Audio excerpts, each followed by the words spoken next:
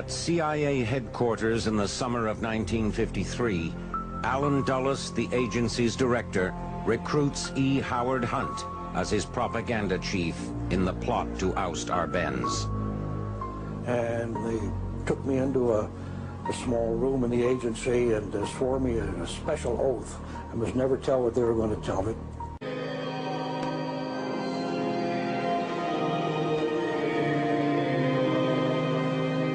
The Americans' strongest ally inside Guatemala is the Catholic Church. The CIA contacts Cardinal Spellman in New York to take part in their psychological war against Arbenz.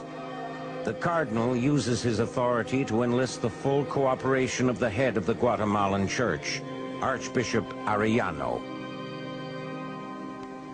Cardinal Spellman convinced his counterpart in Guatemala to issue a pastoral letter several months before the coup, in which the Cardinal basically spelled out his message to the flock that they should rise up against the communists in Guatemala and overthrow them.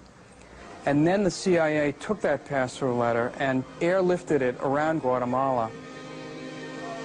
We had gotten the okay from Cardinal Spellman to go ahead with this, and I wouldn't presume to trace the lines of authority within the Catholic Church, how they get their information, but they do. And we've always said, you know, in an admiring way, that the Jesuits form the greatest intelligence service in the world, always have. The Jesuits form the greatest intelligence service in the world, always have. The Jesuits form the greatest intelligence service in the world, always have. Everything that comes out of the Christian church in America is a disgrace. It's filled with lies, deception, innuendos.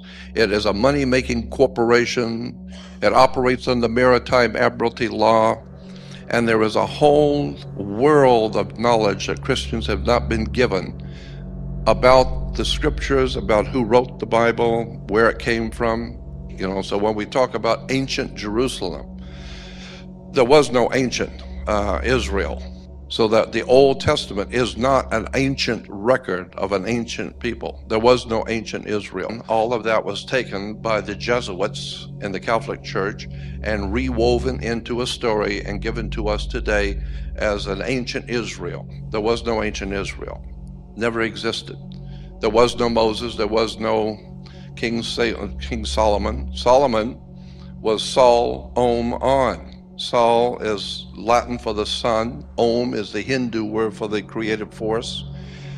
And On is the name of the sun in Egypt.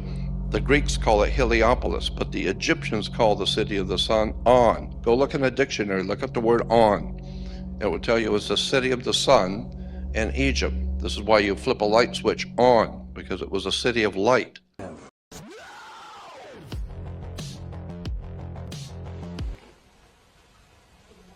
And it's a curse on mankind, and I'll show you how. This was the first expressed trust in history. So they have claimed the whole world and all the souls therein. And you will see, by virtue of your birth certificate, that that is the title of your soul that they own in their registries. They have registered you. And that is the title to your soul.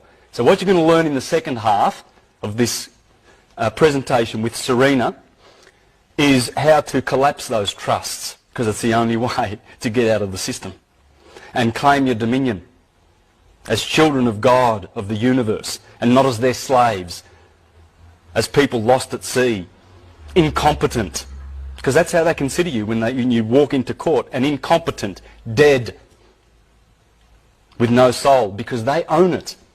And those black judges who are priests of Baal, they are ecclesiastical. And I'll show you that after we go through a little bit more history. This is painful history, because if anyone of you have done their history and read a lot, you know, like through the Dark Ages, you'll know how much humanity suffered. Do you remember the Huguenots in France, the Lollards in Scotland, the Collegiants, the Socinians, the Anabaptists, the Waldenses, They started around this time and everything. These guys started the Inquisition at that time because people were waking up back then. But they killed that. Then 200 years later, the Renaissance, that came back through the Hermetic wisdom that they were drawing from Egypt via Hermes, the Hermetica, which created all the geniuses that have ever existed, because every genius has read the Hermetica, because that's where the Bible draws all of its inspiration from. Michelangelo, they were weaned on the Hermetica. What happened? Well, we're going to go through a bit of history to show how they came down on that awakening too. That Renaissance was squashed. This one ain't going to get squashed. This one, people are waking up. We shouldn't be angry about the evil that they represent. It's the fact that they are insane. They're insane. The elite families who control the Vatican and who are behind this corporation, and it's the corporation of the Apostle Peter. Because Constantine, we can go earlier than this, we can go to 325, Constantine the Great. Supposedly, hundreds of years later, they found Constantine's donation. And that donation was written to his Pope Sylvester, to his, Constantine was of course the emperor, the Pope was Sylvester, and apparently Constantine says to Sylvester in this document, St. Peter is the apostle of Jesus that Jesus gave the kingdom of this earth to, therefore we're going to claim taxes based on that, on the donation of Constantine. We're paying taxes because of that fictional document, guys. All taxes to Rome. And the elite families, the insane Khazarian and Venetian black nobility families, just like the Saxe-Coburg Gothers, that the Windsor family, false name. These are the black nobility family. Bankers, bullion brokers. There's a book called Babylon's Bankers. There's a chapter in there called Monotheism, Military, Money, and Monotheism. Military, money, monarchies. He has exposed that this gathering, this cabal, they can't work separate from each other. A lot of people, when they see this pyramid of control, and they put the Queen on the top, and the Zionists, and the Freemasons, don't understand that the Vatican and the Jesuits and the Superior General of the Jesuits actually sit on top, behind the scenes, but they work together.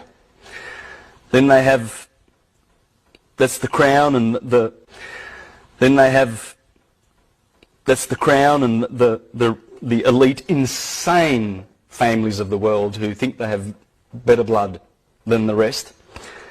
And they have their think tanks. Then they have their financial control system, world resource control, world population control, and there's a little sheep down the bottom called debt slaves. We're all indebted. And we all bleed financially because they're taxing your wage. You go to work and you get taxed. Half of it goes to the government.